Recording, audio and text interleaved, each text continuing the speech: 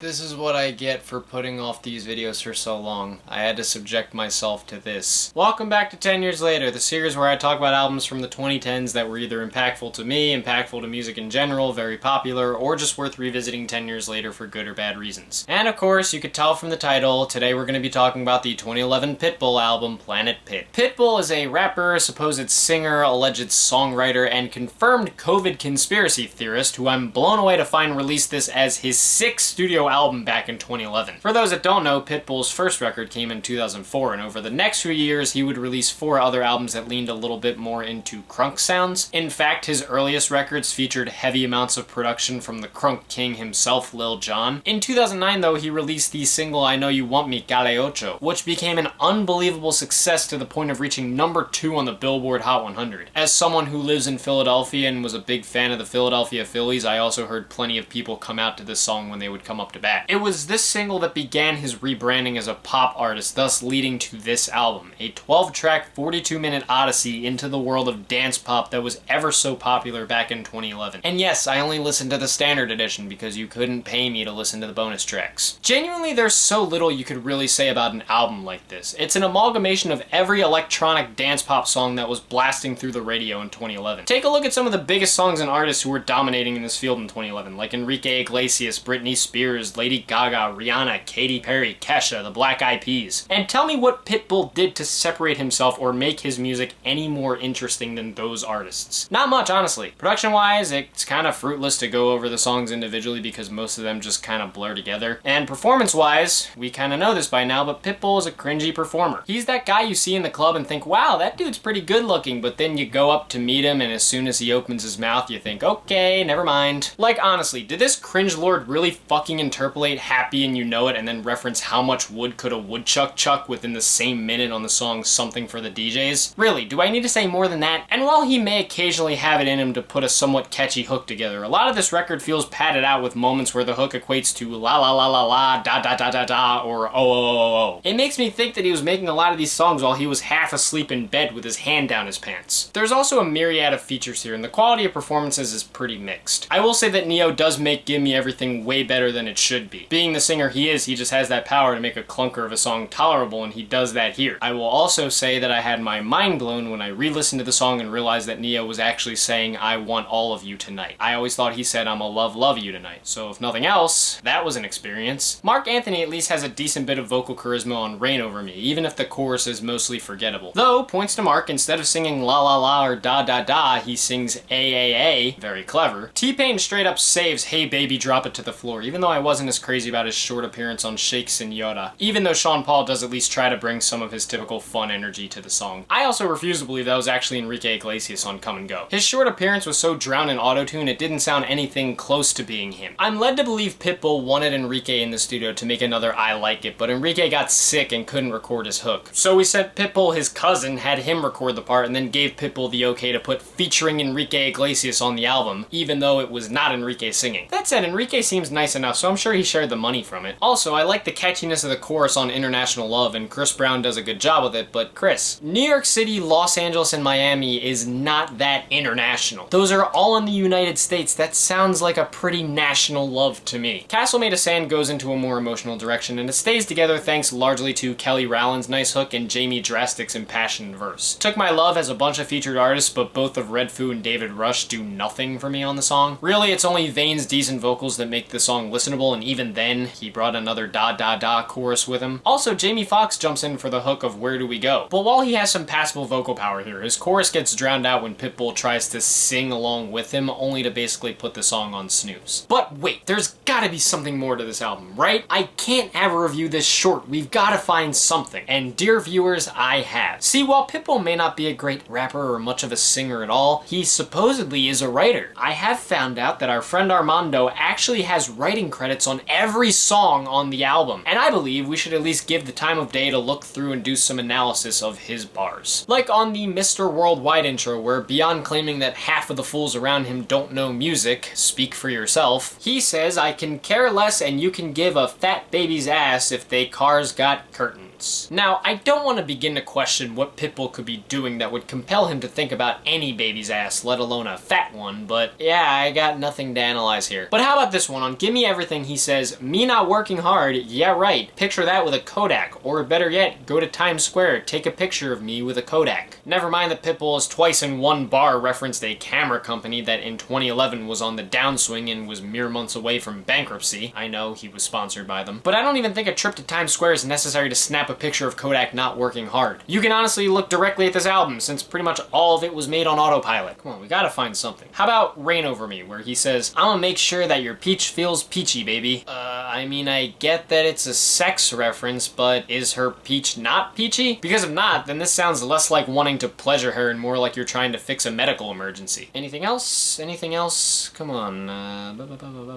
Oh, how about on International Love? There's a line here where Pitbull says, "In Lebanon, yeah, the women are bomb." Pitbull, my man, have you ever actually tried flirting? Because I'm not trying to run your career or tell you how these things work, especially as someone who's single and doesn't care about this shit. But even if bomb can be used as a compliment, I don't know how many Lebanese women are gonna find it flattering that you're comparing their looks to the fact that their country suffers from frequent bombings. Anything else? Just that happy and you know it and woodchuck stuff? And yeah, I got nothing. Overall, I think this album made me understand what nihilism is. While listening to this thing, I genuinely couldn't understand what anything meant anymore. The whole album was just the same regurgitated party song 12 times over, filled to the brim with bombastic yet forgettable production, laughably goofy performances from Pitbull, a mishmash of awful lyricism, and hit or miss features that often feel like they're just here to collect a check. Genuinely, the best thing I got out of listening to and researching this album was an albumoftheyear.org review of Give Me Everything that noted that Pitbull looks like what would happen if Mr. Clean and Baldy from Baldy's Basics in Education and Learning had a child, and I haven't stopped thinking about that since. Is it a bit mean? Maybe, but honestly, this album gives so little to think about or mull over to the point where that's kind of all that can really pop in my head when it's brought up. I wanted to believe that somehow, despite how much he gets clowned on, that Pitbull's music was just forgettable party stuff that you won't really care about the next day. Unfortunately, this thing stood out for more reasons than I would have liked, and now I wish to blank the album out of my memory. Back in 2011, maybe a part of me might have ironically liked this thing because I enjoyed Give Me Everything. Listening to it now, nope, can't even enjoy it ironically. If I had to put it on my scale, well, obviously it would get an awful rating. Were you expecting any different? Yeah, it's really bad. Of course, that's just my opinion on this thing. Maybe you guys like it way more than I do. Did you listen to it back in the day? Do you still listen to it now? Whatever you think about it, leave your thoughts down in the comments below. Let's keep this civil and have some fun as we like to do. If you guys want to hit like and subscribe and support some of my other ventures that I have linked down in the description, thank you. If not, it's no big deal. I totally understand. And the next video is actually going to be the 50th episode of 10 Years Later, and it's going to be on LMFAO's Sorry for Party Rocking.